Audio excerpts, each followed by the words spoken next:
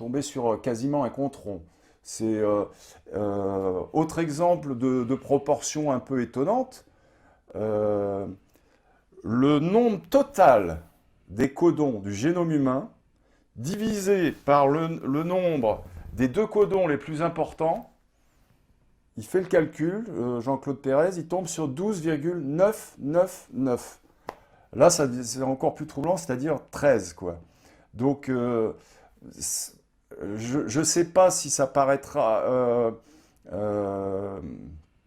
si ça paraîtra étonnant à tout le monde, mais voilà, là c'est pareil, je dirais, de tomber sur 12,999, on a une chance sur 1000 de tomber si près de 13, une chance sur 1000.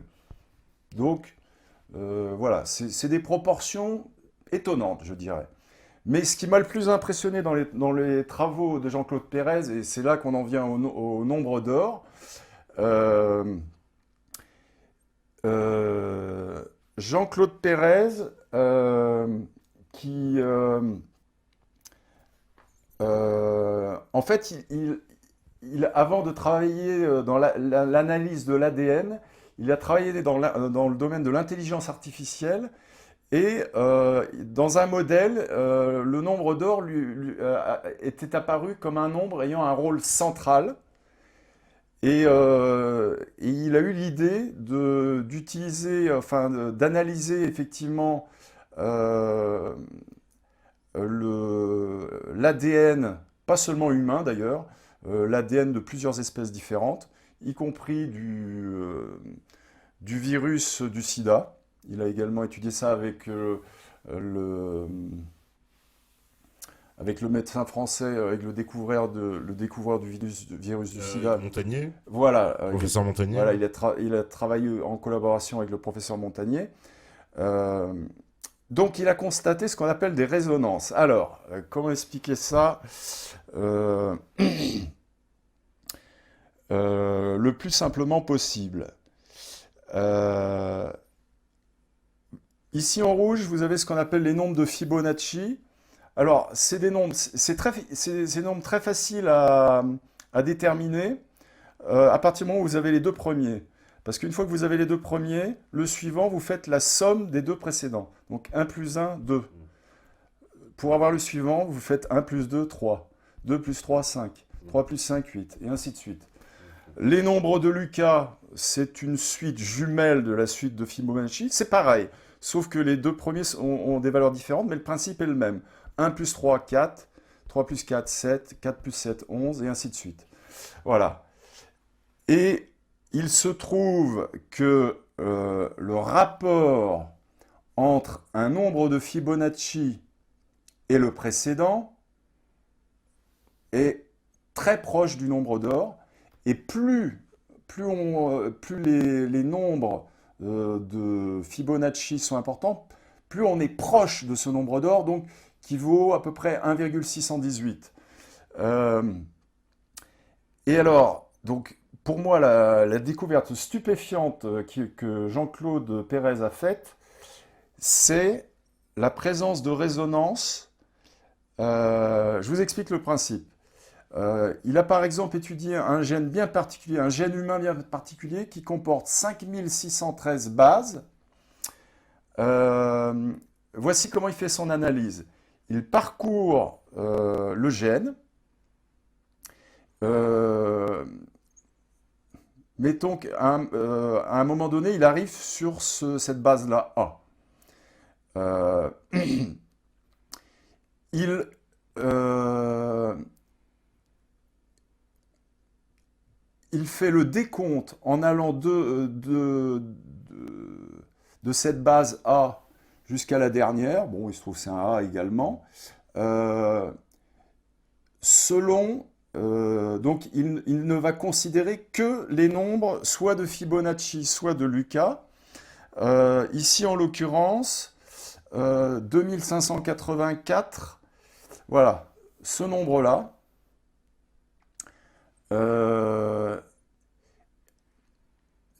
donc la totalité des bases, y compris celles que j'ai mis en bleu et que j'ai surélevées, donc, est de 2584, eh bien, il se trouve que euh, si on fait le décompte uniquement des bases T, on tombe sur 377, qui est également un nombre de Fibonacci, et les bases autres que la base T sont au nombre de 2207, qui est un nombre de Lucas. Donc de tomber pile sur les nombres de Fibonacci et de Lucas, ça, il l'a observé sur énormément de gènes. Il a travaillé vraiment de nombreuses années sur ce type d'analyse. Euh, alors là, c'est encore plus flagrant. Il est impossible qu'une répartition aléatoire des bases puisse produire de tels phénomènes de résonance. Euh, Tout simplement parce que ces résonances ne respectent, par exemple ici, là, celle dont je viens de vous parler, qui est donc de type FFL, c'est-à-dire le total est un nombre de Fibonacci, le plus petit nombre est un nombre de Fibonacci, et l'autre est un nombre de Lucas, donc c'est FFL. Eh bien, cela représente une proportion de 15% pour la base T, c'est-à-dire une proportion bien inférieure à ce qu'elle devrait être si c'était une répartition aléatoire, puisque, comme je vous l'ai dit, s'il y a 4 bases, chacune devrait être répartie à 25%. On devrait avoir dans le génome humain ou le génome de n'importe quel être vivant, devrait avoir à peu près 25% de A, 25% de G, 25% de C et 25% de T. Et là, ce n'est pas du tout le cas. On est totalement en discordance avec cette uniformité qui devrait être présente si on était vraiment en présence de gènes aléatoires. Donc, j'en termine là pour dire que, pour vous encourager, enfin, si vous êtes un petit peu féru en mathématiques quand même, et en génétique, vous encourager à lire les deux ouvrages de Jean-Claude Pérez où il montre, donc il s'agit de résultats expérimentaux. Là, on n'est plus dans l'incantation ou dans c'est le hasard, croyez-nous sur parole, c'est le hasard. Là, c'est une étude expérimentale sur des vrais gènes de vrais êtres vivants, une analyse informatique très poussée, euh, donc, qui démontre que il y a un ordre caché, et Jean-Claude Pérez appelle ça le supracode, parce que le code génétique c'est déjà pris, il appelle ça le supracode. Donc il y a, et alors, mais il a trouvé des quantités mais industrielles de résonance tout au long des gènes qu'il a étudiés.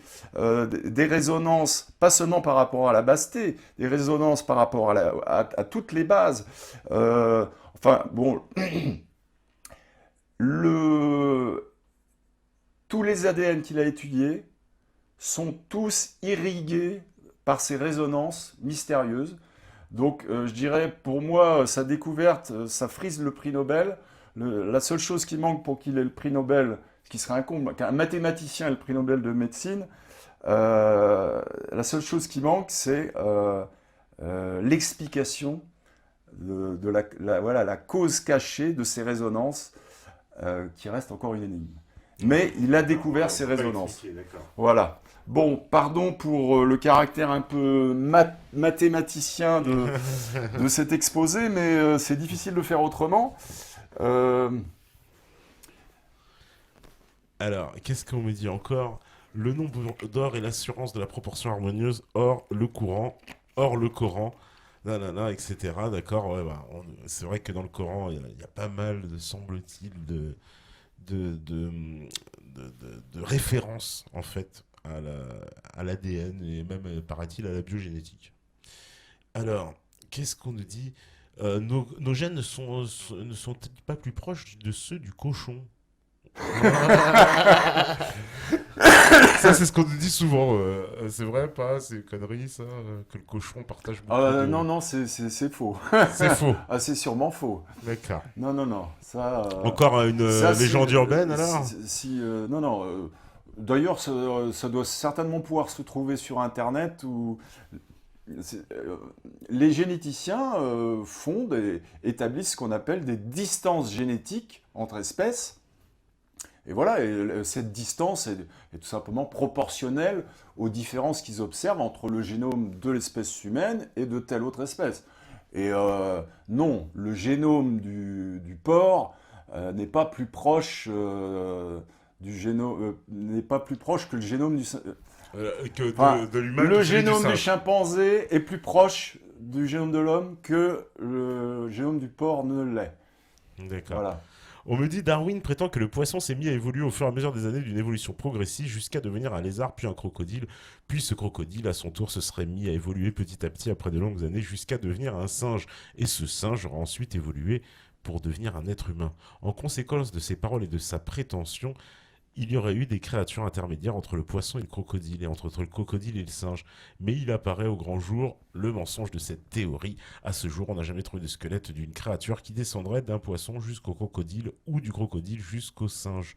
C'est vrai que ça, on les a pas trop, les espèces intermédiaires, parce qu'elles sont où? Ah oui, oui, mais alors... Ah, toi, t'es pas d'accord avec le raisonnement là, qui est expliqué, c'est ça là? euh, tout d'abord, non, non, non, mais y- y- le crocodile n'est pas l'ancêtre du singe. Non, ça c'est inexact. Ah, Euh, je veux dire, il y a à une certaine période, bon, il y a 5 types de vertébrés, c'est bien connu. Il y a les poissons, il y a les batraciens, les reptiles, les oiseaux et les mammifères. Voilà. Il y a 5 grandes classes de vertébrés. Donc, euh, les singes font partie des mammifères. Donc, les crocodiles, non. les crocodiles, c'est des Les reptiles, ouais. crocodiles, ils Ouais. pondent des œufs. Hmm. Donc, certes, comme toujours, nous avons un ancêtre commun avec le crocodile, mais il est quand même assez éloigné. Et en tout cas, non, le singe ne descend pas d'un crocodile. Ça, non, pas du tout. C'est pas possible. Non, non, en réalité, les mammifères sont... attendez, j'ai les chiffres ici. Euh, les mammifères sont apparus il y a 220 millions d'années, soit très peu de temps après les dinosaures. Les dinosaures sont apparus il y a 230 millions d'années, vous voyez, puis 10 millions d'années après, il y a les mammifères. Et en fait, c'était des... Bah, de toute façon, on a trouvé les ossements. Ils étaient de très petite Ouais, taille, des hein. petites souris, c'est ça? C'était des oui, Ouais, voilà. des Ça, petits... ça ressemblait à des souris. Donc voilà, donc On vient d'une ça souris, serait quoi. plus judicieux de dire que le singe descend de la souris. Mais le crocodile, non. Non, non, Le le, crocodile sera apparu avant, en fait, avec alors, je sais, là, j'ai pas j'ai la date d'apparition des oiseaux aussi. Curieusement, les oiseaux sont apparus bien plus tardivement que les mammifères, ce qui m'avait surpris quand j'avais vu ça. Les oiseaux sont apparus 70 millions d'années après les mammifères. C'est étonnant. D'accord. Euh, oui, enfin, c'est peut-être aussi le préjugé qui veut qu'on on pense que les mammifères sont supérieurs aux oiseaux, ce qui est un préjugé, ce qui est vraiment un préjugé. En tout cas, au niveau intelligence, il y a des oiseaux qui sont nettement plus intelligents que certains mammifères. Je pense aux perroquets, aux pies et aux corbeaux, Ouais. Oui, parce que qui sont oui, particulièrement ouais. intelligents. Les pies arrivent à faire des tours, on sait qu'on peut leur mettre, elles vont voler, elles vont machin, enfin... Les pies se reconnaissent dans un miroir. D'accord. Oui. On a fait On en l'expérience et oui, on a... oui, oui, on a fait le test euh, on leur met une gommette ici sur la gorge quand elles sont encore endormies. Quand elles se réveillent, on la met devant un miroir, et bien elle regarde le miroir et essaie d'enlever la gommette. Donc elle a vu que c'était elle, quoi. j'en parle dans mon livre sur ce fameux test du miroir et des espèces animales qui se reconnaissent dans un miroir. Euh, chez les oiseaux, il y a la pie, chez les mammifères, évidemment les grands singes. Les Tous grands les grands singes, les singes se dauphins reconnaissent aussi, dans le ils sont très miroir. intelligents. Le problème, c'est que pour les dauphins, probablement, mais le problème, c'est que euh, c'est difficile de trouver un test. Euh, L'éléphant se reconnaît dans le miroir. Pour l'éléphant, bah, c'est pareil. L'éléphant, on lui colle un autocollant sur le front et avec sa trompe, il va l'enlever en regardant le miroir. D'accord. Voilà. Euh, voilà.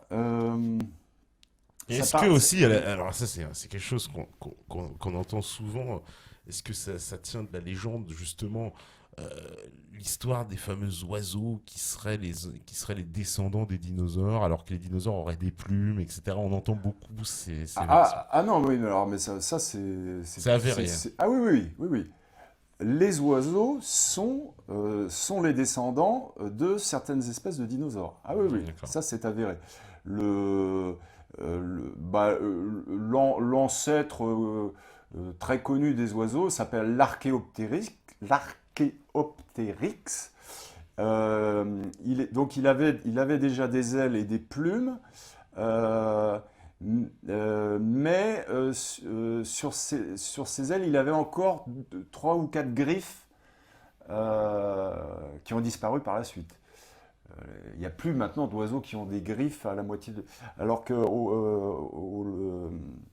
l'archéoptérix, il a à la fois il a des griffes et puis des ailes. Et qu'est-ce que tu penses, toi, des théories, alors, parce que bon, l'heure avance, mais des théories qui nous disent que comment on appelle ça?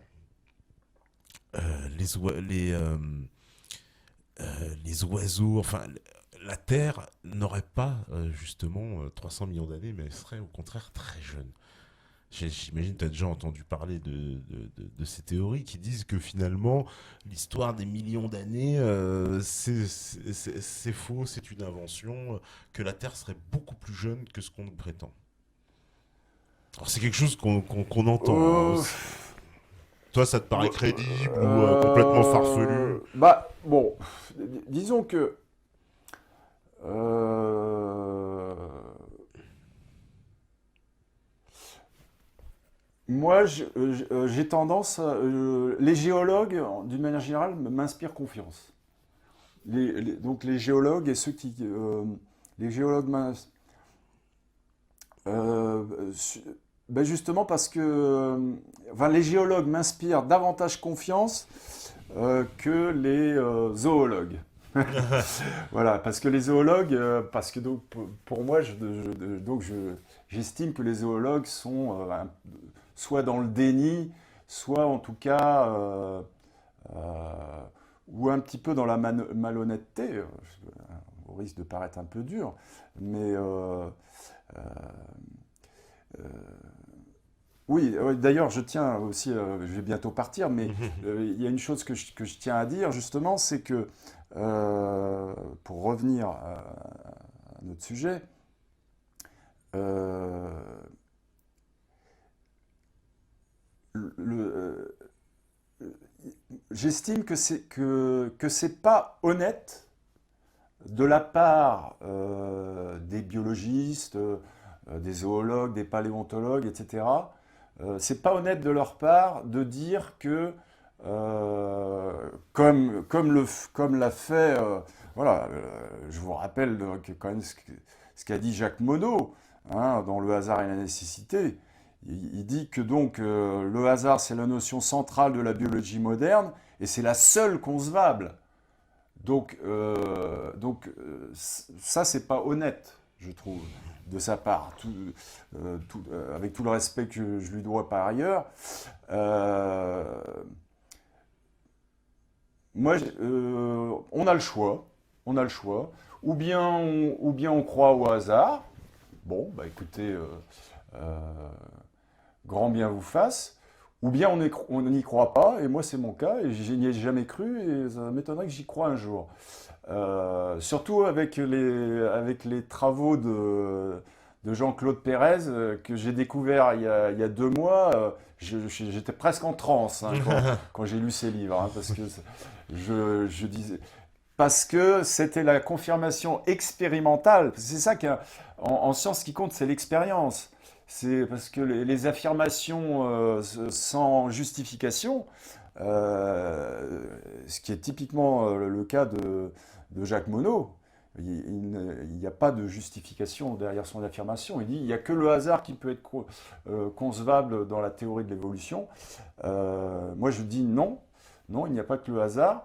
Et donc il faut voilà, on a les deux options possibles et il n'y en a pas d'autres, je dirais. Hein, parce que c'est soit le hasard, soit il y a une intelligence derrière tout ça. C'est soit l'un, soit l'autre. Hein. Oui. Donc bah, chacun fait son choix. Bon, mais il faut avoir l'honnêteté. Il faut avoir les tenants de la théorie officielle, c'est-à-dire du hasard, doivent avoir l'honnêteté d'admettre qu'ils n'ont pas de preuves de ce qu'ils avancent. Ils n'en ont pas. Ils n'en ont pas. Il y a... moi, j'ai commencé l'émission par cette expérience avec le hasard et les phrases, la sujet, verbe, complément, qui montrent que le hasard, voilà, est une inefficacité intersidérale. Donc, Donc voilà, donc chacun, heureusement, hein, chacun a le droit de croire à la version euh, qui est la plus conforme à sa conscience. Heureusement qu'il n'y a pas un dogme qui soit autorisé à détruire l'autre, heureusement. Euh, mais il faut avoir, et ils ne l'ont pas justement, c'est quand même ça que je reproche aux, aux tenants de la théorie officielle, c'est qu'ils affirment que c'est une théorie scientifique absolument validée expérimentalement, alors que ce n'est pas vrai. Ce n'est pas vrai. Il n'y a... euh, euh, puisque malheureusement, on ne peut jamais, en temps réel, observer les mutations qui se produisent. C'est toujours a posteriori, c'est-à-dire que pour connaître les mutations qui se sont produites entre le chimpanzé et l'homme, eh ben, on compare leur génome et puis eh ben, on constate. On constate, tiens, il y a ça qui a été, il y a eu un tel dédoublement, telle ou telle chose est arrivée. Mais maintenant, les raisons profondes, euh, et il y en a, et il y en a. et on peut dire quoi alors? La conclusion, c'est quoi? C'est que c'est l'œuvre de Dieu, que soyons clairs. C'est-à-dire, il y a quoi? Il n'y a pas d'explication, donc on Alors, l'appelle Dieu en fait, mais en tout cas, c'est pas du hasard, quoi. C'est ça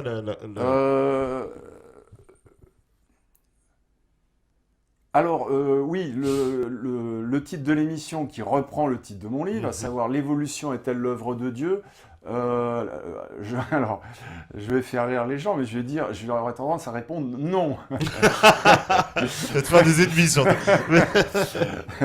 Euh, euh, non, dans le sens où je ne pense pas que Dieu ait tout prévu jusqu'à la moindre parcelle de couleur sur le pelage de tel ou tel chien. Non. Donc ma vision des choses, c'est plutôt que il y a des euh, euh, euh, j'avais fait tout à l'heure la comparaison qui, pour moi, est vraiment, je pense, profonde et judicieuse entre l'ADN, le génome et un programme informatique. C'est quand même très très similaire.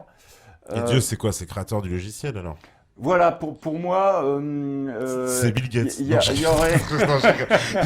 il y aurait, Non. il y aurait, voilà, un certain nombre de fonctionnalités, de passages obligés. Euh, euh, mais une certaine latitude pour un petit peu de hasard, mais Mais c'est-à-dire que les bases jetées, elles sont pas au hasard, quoi. C'est-à-dire celui des qui sortes est... en quelque sorte comme s'il existait des lois supplémentaires aux lois de la physique. Les lois de la physique sont bien connues, elles sont répertoriées, connues par les physiciens. Il y a peut-être des lois d'un plus haut niveau, des lois spécifiques à l'évolution,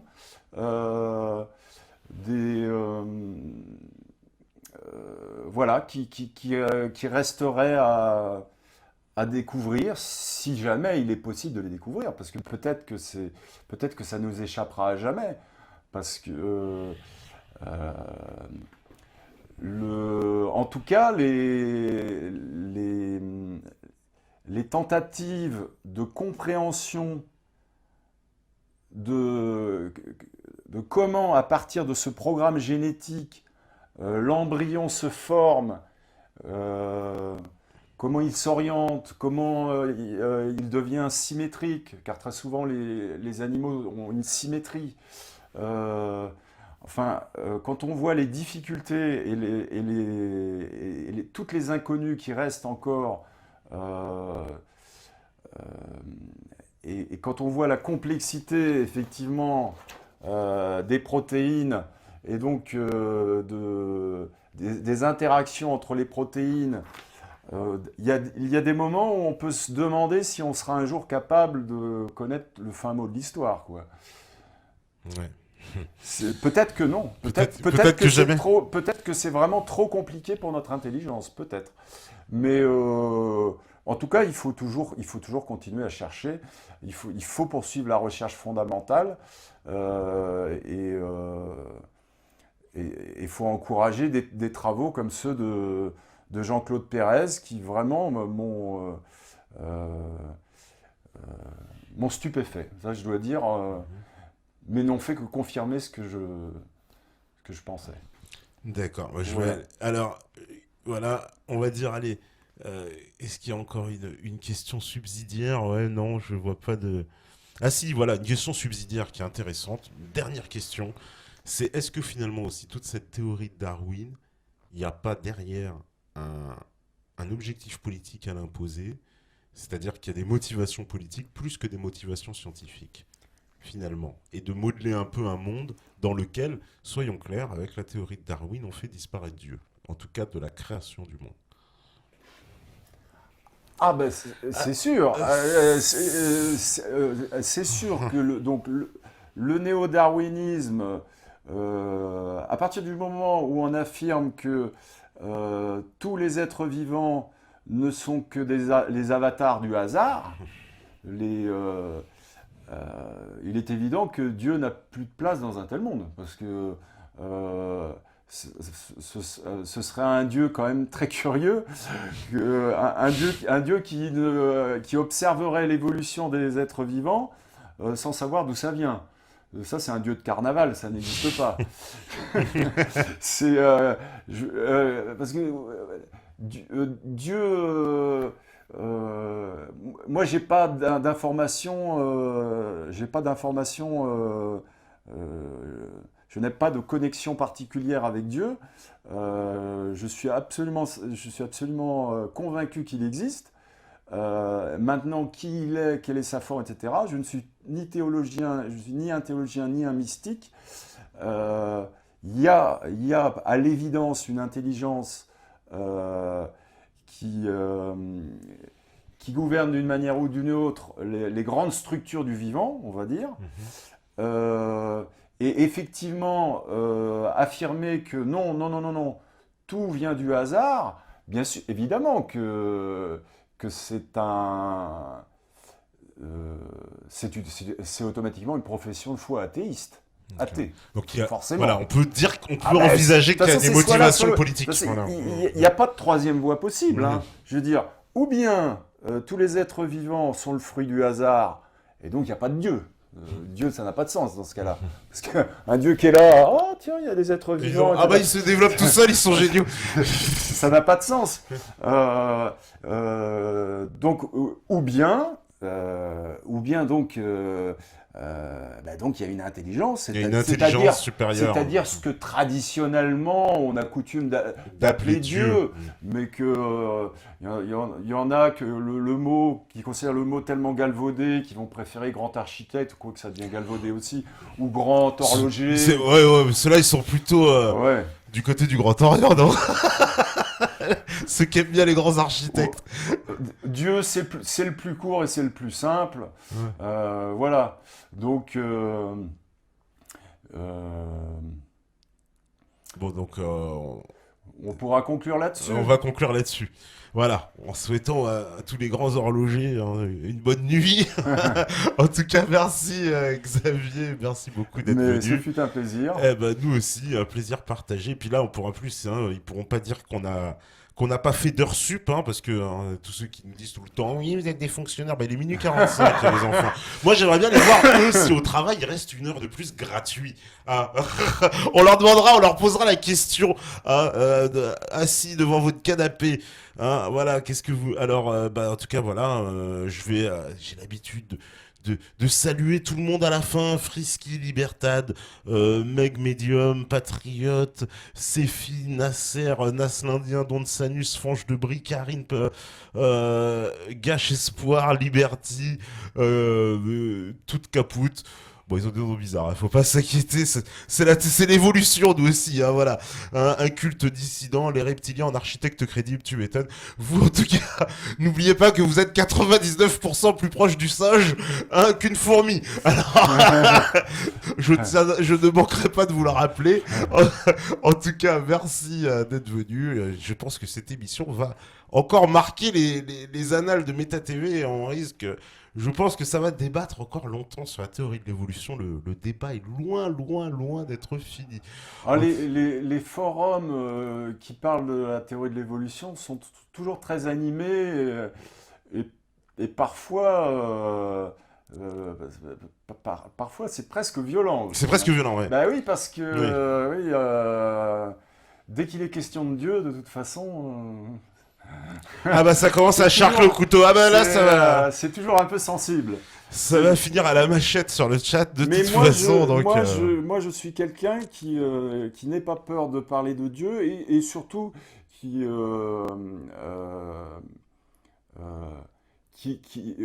en parle en toute sérénité. Disons que c'est pratique quand on n'adhère pas à une religion. Voilà. Moi, en fait, j'ai le beurre et l'argent du beurre. C'est-à-dire, je suis déiste, donc je crois en Dieu, mais j'adhère à aucune religion. Donc je suis libre de ce point de vue-là. Je ne suis pas obligé de m'astreindre à un culte quelconque, mais je suis déiste. Pour moi, il y a une force supérieure. Ça me paraît incontournable. Mais maintenant, ça ne paraît pas évident à tout le monde. Il y a effectivement beaucoup de scientifiques, mais je ne suis même pas sûr qu'ils soient majoritaires. Beaucoup de scientifiques qui vraiment sont convaincus qu'on est là par hasard et que l'univers finalement est un peu dénué de sens. Mais bon. Merci en tout cas. Je pense qu'il y a encore du débat à l'horizon. Voilà. Merci. Mais parlons, même s'il faut parler de Dieu, parlons-en dans la bonne humeur. Et ne nous énervons pas surtout.